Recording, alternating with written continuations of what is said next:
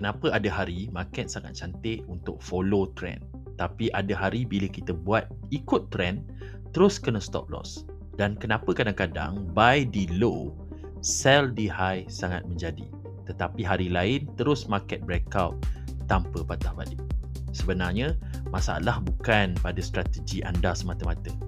Masalah utama ialah guna strategi yang salah pada konteks market yang salah.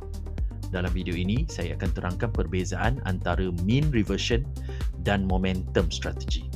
Bila setiap satu paling sesuai digunakan dan bagaimana nak tahu market sekarang sesuai untuk strategi yang mana satu. Kalau anda trade gold, forex atau indices, video ini memang sangat penting untuk anda. Secara ringkas, terdapat dua pendekatan trading yang sangat popular. Yang pertama ialah mean reversion. Yang kedua ialah momentum strategy. Kedua-duanya boleh profit, tetapi hanya jika digunakan pada keadaan market yang betul.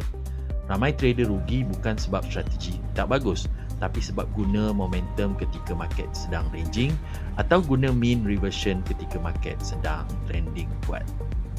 Pertama, kita lihat mean reversion.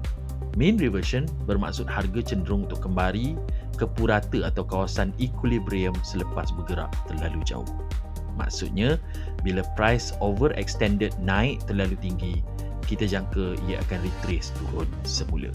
Dan bila price jatuh terlalu rendah, kita jangka ia akan bounce balik naik kembali. Konsep ini sangat sesuai digunakan dalam market ranging atau sideways. Contohnya, price bergerak antara satu resistance dan support zone secara berulang. Dalam keadaan ini, buy dekat kawasan low range dan sell dekat kawasan high range biasanya lebih efektif.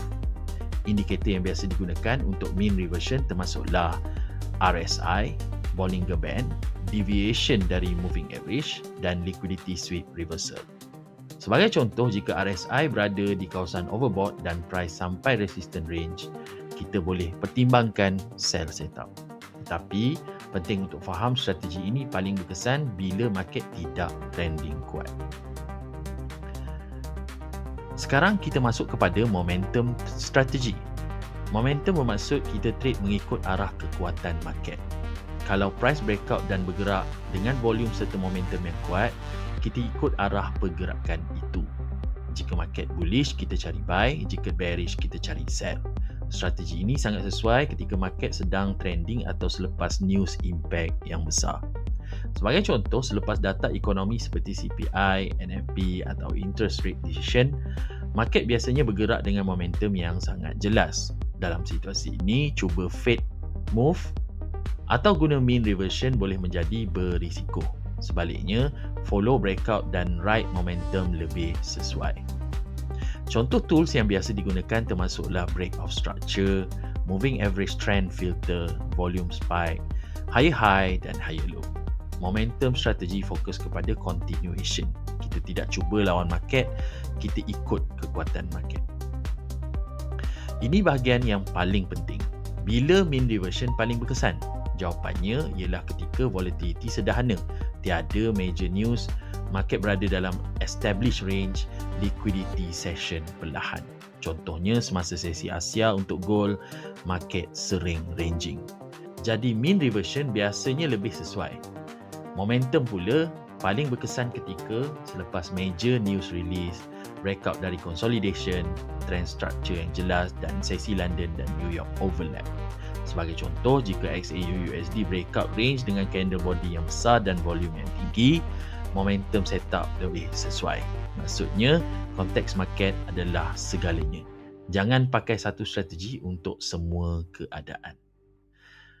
Contoh mudah, jika market sedang ranging antara 3320 hingga 3340, price naik ke 3340 dan rejection berlaku. Di sini, mean reversion sell boleh menjadi setup yang baik.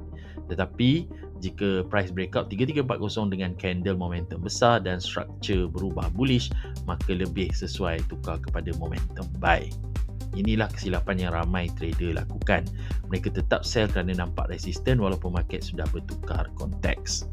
Sentiasa tanya, adakah market sedang revert atau sedang expand? Kesimpulannya, tiada strategi yang sentiasa betul. Yang betul ialah strategi yang sesuai dengan keadaan market. mean reversion untuk market range, momentum untuk market trend dan breakout. Trader yang berjaya bukan sekadar ada strategi tapi tahu bila nak gunakan strategi tersebut. Jangan lupa untuk like, subscribe dan share video ini kepada trader yang lain.